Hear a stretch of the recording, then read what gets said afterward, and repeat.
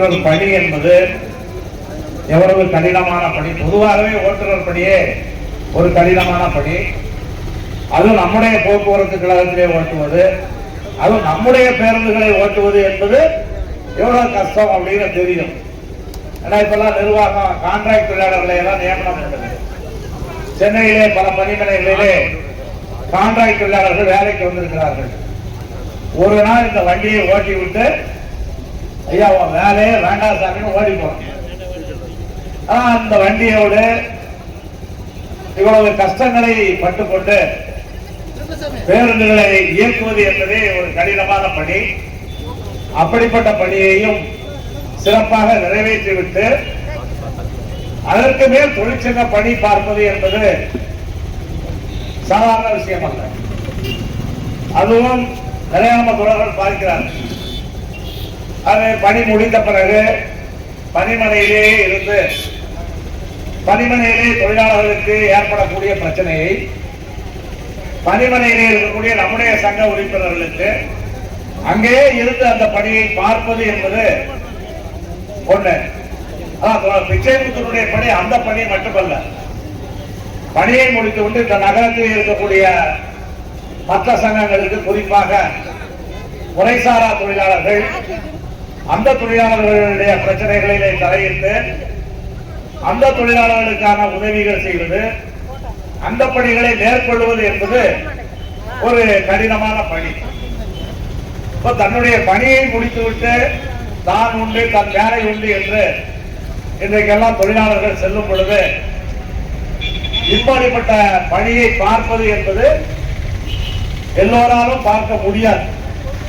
எல்லோரும் பார்க்கக்கூடிய பணி என்பது அல்ல.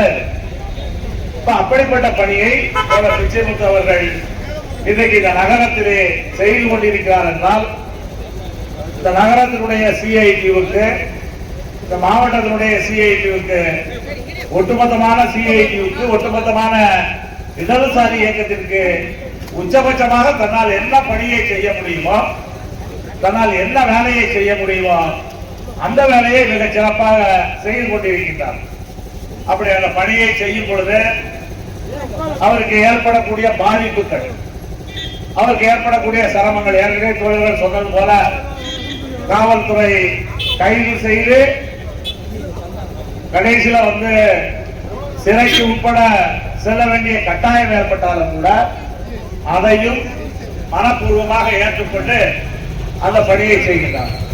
இன்னும் கூட அவரது குடும்பத்திலே பல்வேறு பிரச்சனைகள் ஏற்பட்ட காலகட்டத்திலே கூட இன்னும் கூட அவருடைய துணைவியாருக்கு உடல்நிலை சரியில்லாமல் இருந்த காலத்திலே கூட அதையும் பார்த்து கொண்டு, தன்னுடைய குடும்பத்தையும் பார்த்து கொண்டு இந்த பணியை நினைத்து பிச்சைமுத்து அவர்கள் மிகச் சிறப்பான முறையிலே செய்து கொண்டிருக்கிறார். வழக்கமாக இது போன்ற பணி ஓய்வு பாராட்டு விழாக்களுக்கு நாம் செல்லும் பொழுது அவருடைய பணி நிர்வாகத்திலே தான் முடிந்திருக்கின்றது.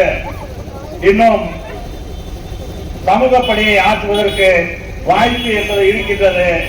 அதனால் அந்த சமூக பணியை அவர் செய்வார் என்று வழக்கமாக இது போன்ற பணி ஓய்வு பாராட்டு விழாக்களிலே நாம் சொல்லுவோம். பிச்சைமுத்தை பொறுத்தளவில் அப்படி நாம் சொல்ல வேண்டிய அவசியமே இல்லை. ஏனென்றால் அவர் ஏற்கனவே அந்த பணியை தான் செய்து கொண்டிருக்கிறார். அந்த பணியை இன்னும் கூடுதலாக, இன்னும் முனைப்போடு, இன்னும் வேகமாக, இன்னும் விரிவான அளவிலே செய்வதற்கான வாய்ப்பு என்பதுதான் இந்த பணி ஓய்வு. எனவே பிச்சைமுத்தனுடைய பணி என்பது இன்னும் பெருமளவிற்கு நம்முடைய சிஐடிவுக்கு, இடதுசாரி இயக்கத்திற்கு இந்த பகுதியிலே பயன்படும். அவர் மிகச்சிறப்பான முறையிலே செயல்பட்டு அந்த பணிகளிலே மேலும் மேலும் முன்னேற வேண்டும் என்றும் இந்த சந்தர்ப்பத்திலே வாய்ப்புகளை தெரிவித்துக் கொள்கிறேன்.